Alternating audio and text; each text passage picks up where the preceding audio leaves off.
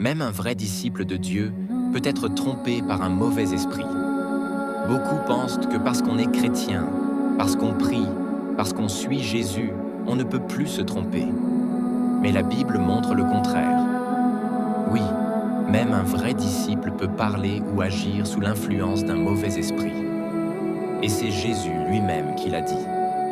Luc 9, versets 55 à 56. Jésus et ses disciples arrivent dans un village samaritain. Les habitants refusent que de les accueillir. Jacques et Jean s'énervent et disent « Seigneur, veux-tu qu'on appelle le feu du ciel pour les consumer ?» Mais Jésus se retourne et les reprend. « Vous ne savez pas de quel esprit vous êtes animés, car le Fils de l'homme n'est pas venu pour détruire les vies, mais pour les sauver. » Les disciples étaient sincères, mais influencés. Jacques et Jean voulaient défendre l'honneur de Jésus. Mais leur réaction venait d'un esprit de colère et de destruction. Jésus leur dit clairement, « Ce n'est pas l'Esprit de Dieu qui vous pousse. Cela veut dire que même les vrais serviteurs peuvent, par zèle, être manipulés par un mauvais esprit. » Pierre aussi a été repris. Matthieu 16, 23. Quelques instants après avoir reçu une révélation de Dieu, « Tu es le Christ », Pierre dit à Jésus, « Seigneur, cela ne t'arrivera pas », quand Jésus parlait de sa mort. Et Jésus lui répond, « Arrière de moi, Satan, tu ne conçois pas les choses de Dieu, mais celles des hommes. » Même Pierre, qui venait de parler par révélation divine, a été influencé par Satan l'instant d'après. Comment reconnaître quand ce n'est pas l'Esprit de Dieu?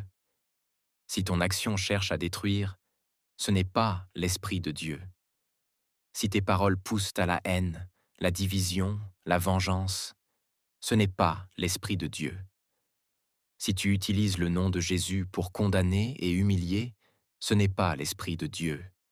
L'Esprit de Christ sauve, relève, guérit. L'Esprit de Satan détruit, accuse, divise. Tu peux être prédicateur, chanteur, intercesseur. Mais si ton cœur laisse entrer la colère, Satan peut te manipuler. Tu peux défendre Jésus, mais avec un esprit mauvais. Ce n'est pas parce que tu es un vrai chrétien que tu es automatiquement protégé de toute influence. C'est pourquoi la Bible dit « Éprouvez les esprits pour voir s'ils viennent de Dieu ». 1 Jean 4, verset 1. Un vrai disciple peut être trompé, mais un vrai disciple corrigé par Jésus accepte la vérité et se repent. Jacques, Jean et Pierre ont accepté la correction de Jésus et sont devenus des piliers de l'Évangile. La différence entre un vrai et un faux serviteur, ce n'est pas de ne jamais tomber, c'est de se relever quand Jésus reprend. Question pour toi aujourd'hui. Quand tu parles, quand tu agis, de quel esprit es-tu animé?